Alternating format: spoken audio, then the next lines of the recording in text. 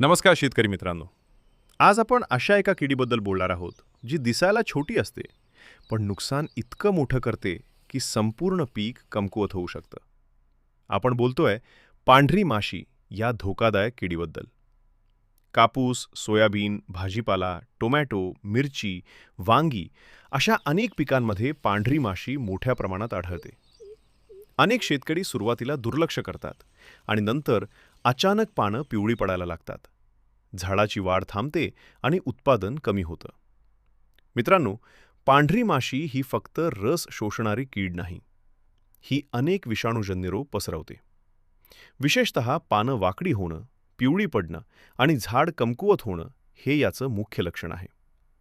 आता प्रश्न येतो की पांढरी माशी सुरुवातीला कशी वाढते? सगळ्यात मोठं कारण म्हणजे हवामान.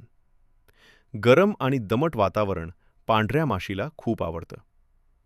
जर शेतात जास्त ओलावा असेल, तण वाढलेले असतील किंवा खूप दाट लागवड केली असेल तर ही कीड पटकन वाढते. सुरुवातीला पानांच्या खालच्या बाजूला छोटे पांढरे कीटक दिसतात. शेतात चालताना झाड हलवलं की पांढऱ्या रंगाचे छोटे किडे उडताना दिसतात. हे सुरुवातीचे संकेत असतात. आणखी एक महत्त्वाची गोष्ट म्हणजे जास्त नत्रयुक्त खतांचा वापर. अनेक वेळा शेतकरी जास्त युरिया देतात.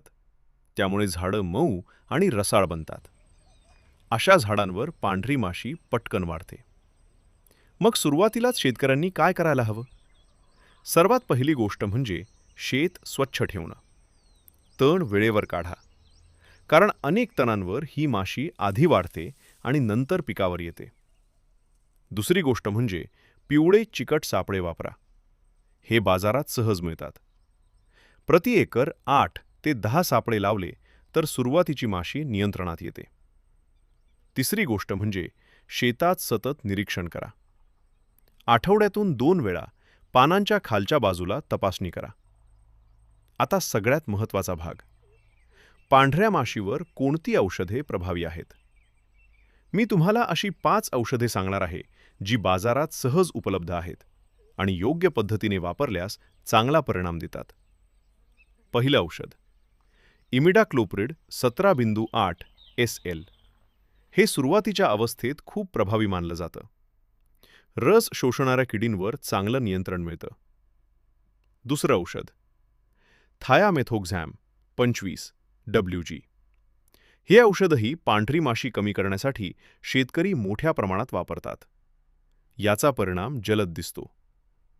तिसरं औषध डायफेनथ्युरॉन 50 WP. जर प्रादुर्भाव जास्त असेल तर हे औषध प्रभावी ठरतं. विशेषतः मोठ्या पिकात चांगला परिणाम मिळतो. चौथं औषध फ्लोनिकामिड. हे औषध पिकावर सौम्य राहून माशीवर चांगलं नियंत्रण ठेवतं. अनेक तज्ज्ञ याचा सल्ला देतात. पाचवं औषध स्पायरोमेसिफेन. हे विशेषतः अंडी आणि लहान अवस्थेतील किडींवर चांगलं काम करतं. पण मित्रांनो, एक गोष्ट लक्षात ठेवा. कोणतंही औषध सतत एकच वापरू नका. औषध बदलत राहा. नाहीतर कीड त्या औषधाला प्रतिकारशक्ती विकसित करते. फवारणी करताना सकाळी लवकर किंवा संध्याकाळी उशिरा फवारणी करा.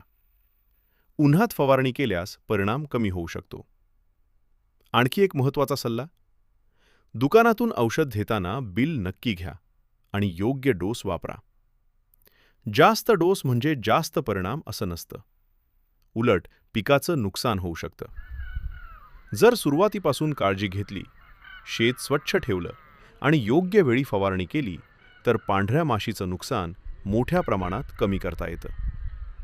तुमच्या पिकात पांढऱ्या माशीचा प्रादुर्भाव झाला आहे का? आणि तुम्ही कोणतं औषध वापरलं? कमेंट्समध्ये नक्की सांगा. त्यामुळे इतर शेतकरी मित्रांनाही मदत होईल.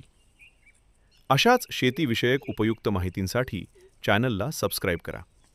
व्हिडिओ लाईक करा आणि इतर शेतकरी मित्रांपर्यंत नक्की शेअर करा. धन्यवाद.